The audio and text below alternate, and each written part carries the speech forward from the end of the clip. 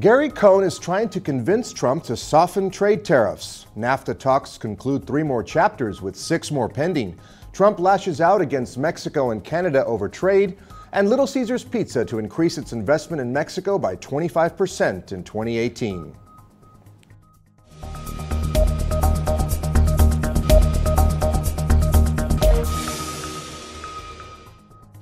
Hello and welcome to today's edition of Mexico News Network's Breaking News Business. I'm Joseph Garza. Let's move on to the information.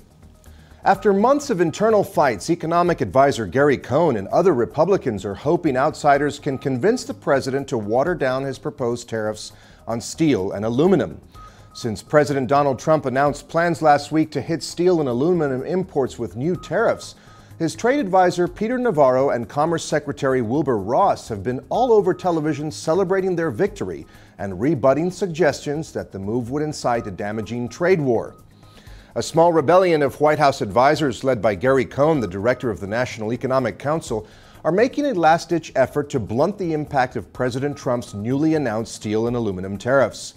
According to a report in Politico, Cohn organized a White House meeting with Trump and executives from industries that could be hurt by the tariff, which is essentially a tax on imports. These executives would be from businesses that use steel and aluminum that could see costs rise as a result of the trade restriction.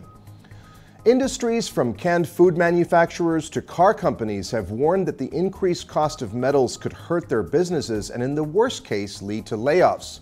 Going beyond steel and aluminum, there is also a growing worry that retaliation from other countries, including U.S. allies like Canada and the European Union, could trigger a trade war. According to the report, Cohn and the other advisors are not relying on economic data to win over Trump, since he is skeptical of economists in general. Instead, they are pointing to the stock market swoon following the tariffs announcement and backlash from GOP lawmakers to argue that Trump should soften the policy. Staying on trade, in the 7th round of NAFTA negotiations, which began on Sunday, February 25th and ended yesterday, the negotiators concluded the chapters of good regulatory practices, transparency, and sanitary and phytosanitary measures.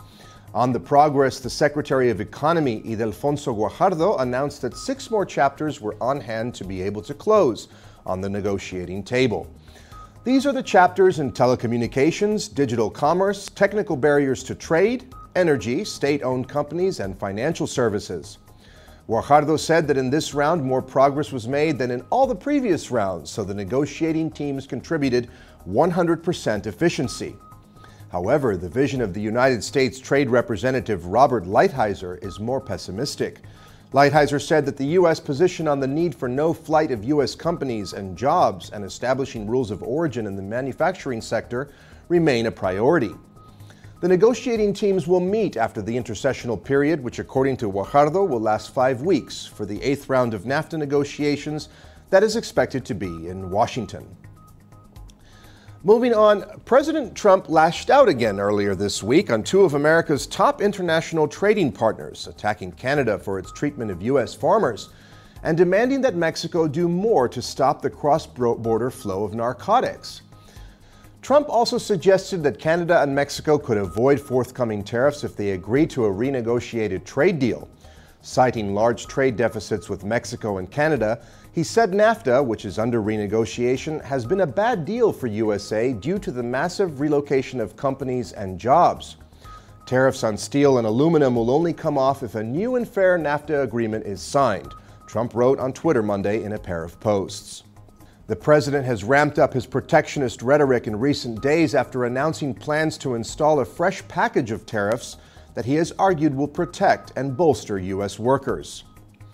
And while his tariff proposals have already ruffled feathers at home and abroad, the president suggested over the weekend that he might go further, threatening on Saturday to impose a tax on the import of European cars if the European Union levels increased tariffs on U.S. companies.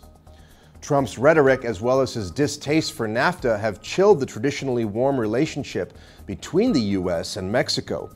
The president and his Mexican counterpart, Enrique Peña Nieto, have now canceled 2 meetings over the stalemate. Moving on, Mexico is a highly lucrative market for pizza brands. A market study by UBM revealed that Mexicans eat 120 million pizzas per year. This data is one of the reasons that motivated Little Caesars Pizza to increase its investment by 25% in the country and create 2,000 new jobs in 2018, Mexico's CEO Andrés de Robina confirmed. The executive says the brand's success in Mexico and other countries is due to having a model that he himself qualifies as a disruptor, since all his pizzerias offer quality products and competitive prices. The executive considers that the competitive price is not the only differentiator of the brand compared by the competition. At Little Caesars, you get your pizza right away, while at others you have to wait at least 30 minutes. The CEO says that the brand knows what time Mexican consumers will arrive for the product because they have algorithms that allow them to take advantage of their hot and ready service. A study by Gartner revealed that companies, including Little Caesars, invested $2.5 million per minute throughout 2016 on the Internet of Things around the world as companies want more and more data to know more about what their consumers need and want. And finally, let's take a look at the markets. The Mexican peso increased 0.65% to 18.8604 on the dollar from 18.7377 in the previous trading session. On the other hand, the IPC Mexico increased 0.34% to 47,885 from 47,721 in the previous trading session. This was all for today. Thank you again for staying with us. I'm your host, Joseph Garza. Remember to follow us on Facebook, Twitter, and Google+. Log on to MexicoNewsNetwork.com for more information on Mexico and the world. See you next time.